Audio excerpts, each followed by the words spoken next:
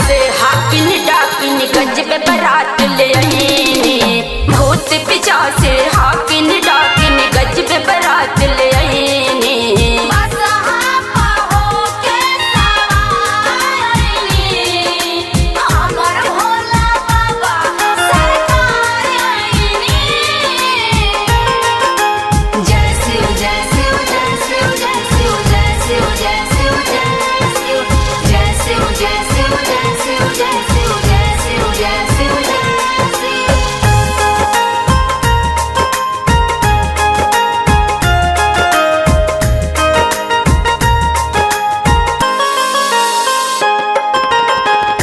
देवगढ़ मिली के फूल बरसैनी।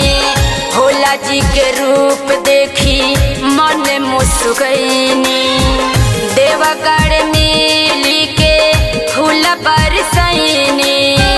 भोला जी के रूप देखी मन मुस्कैनी। मैना रानी देखी निहाल भैली। मैना रानी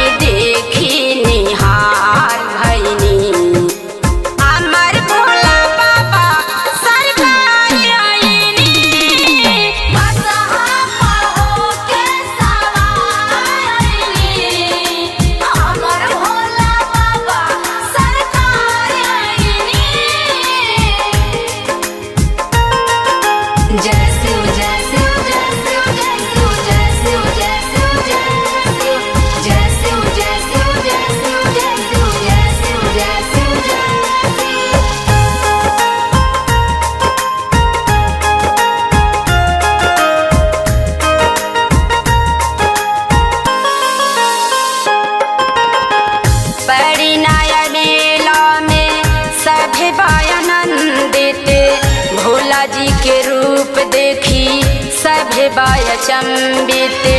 बड़ी नाया मेला में सभे बायानंदित। भोला जी के रूप देखी सभे बायचंबित। नारद अगुआ